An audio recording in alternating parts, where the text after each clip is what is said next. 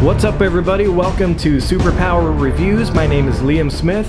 Today we're going to be reviewing the just released DC Core series Batman from DC Collectibles.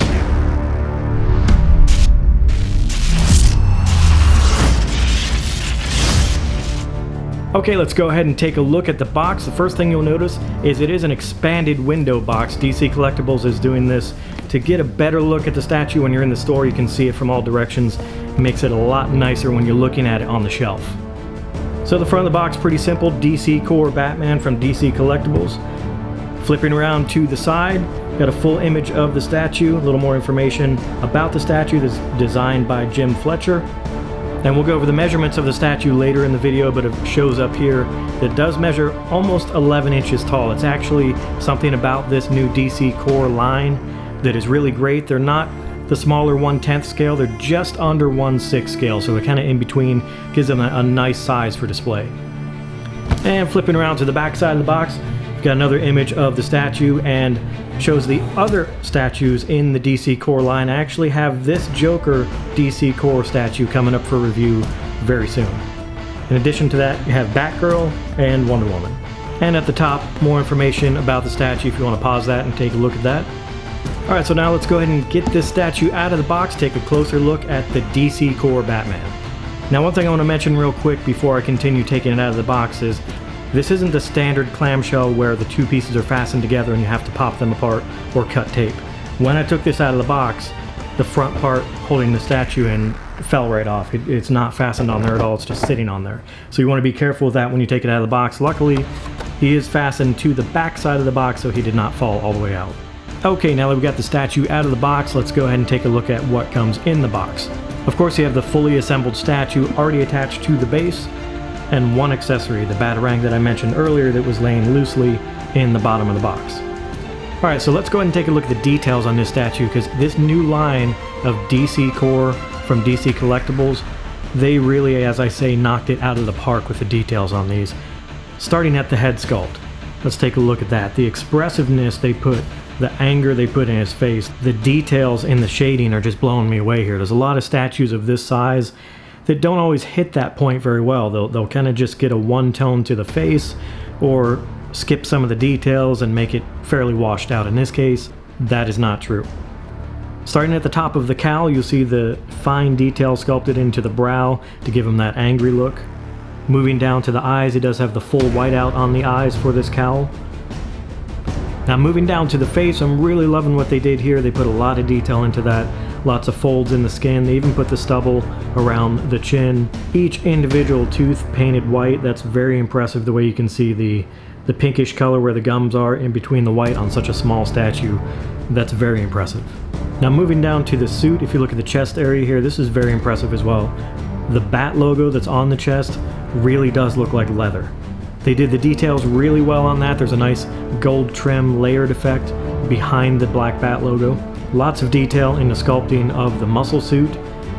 All the grooves are shaded, dry brushed with a darker gray, almost a charcoal color. The suit itself, of course, is a standard Batman gray, but it does, like I said, have lots of shading, lots of battle damage, lots of wear sculpted into the suit itself. Now, I really got to talk about the Batman gauntlets they have here. There's so much detail in this. This just blows me away for a statue of this size. Just look at the layering, separate layers of sculpt on there, the details in the line work, the blades on the side of the gauntlet. The fingers themselves are just amazing how much detail and expressiveness they're able to put into that. And speaking of the gauntlets, the other hand is where the one accessory, the Batarang, goes into. If you look closely at the Batarang, you'll see there's a small tab here and a small tab on the other side. That is meant to help it stay into the hand once you press it in there, just like that. Now, taking a look at the middle section, the belt has lots of detail in it too. I really love how they gave it a distressed, battle damaged look to it as well. It's very worn with the black around the gold. Tons of detail in the sculpting there. The lines in between each one, the buckle, the buttons and rivets around the edges. Very detailed, very impressive on that one.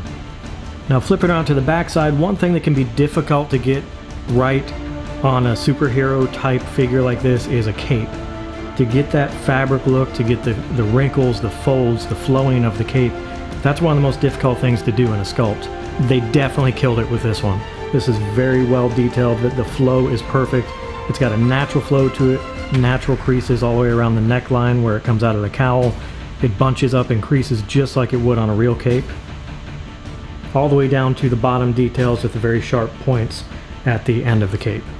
Now, of course, the back of the cape is the standard Batman matte black, but I really like how on the inside of the cape they gave a very comic accurate purple color to the cape. Now, moving down to the boots, they put a lot of detail in here as well with the shin plates, have a metal look to them. The boots definitely have a very authentic look, and they even went as far as giving a little bit of a gray dry brushed spot on the edge of the bottom of the boot to look dirty and worn. Okay, so let's go ahead and talk about the base. It's a fairly simple base, but it's also really nice. I love how they incorporated the bat logo into the base, but also they did a nice little feature here where they put the texture of the suit into the round part of the base to differentiate it from the bat logo itself. Also added some highlight detail of the gold around the edge of the bat, just like they did on the chest, and that again makes it pop off of the base. Now, I want to mention again the Batarang, because once again they really put some awesome detail into this itself. It looks like a riveted metal, almost like a folding two-piece Batarang.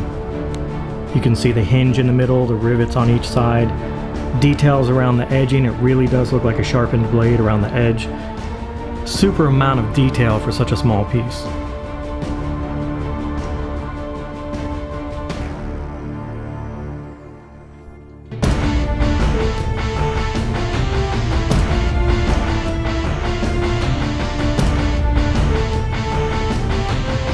And that's going to wrap it up for this review of the DC Core Batman from DC Collectibles. Thanks for watching. Don't forget to hit that subscribe button so you won't miss any upcoming content. We have lots of reviews, lots of cosplay videos coming out real soon. Go ahead and leave a comment below. Let me know what you thought about this statue. And as always, I'll see you on the next video.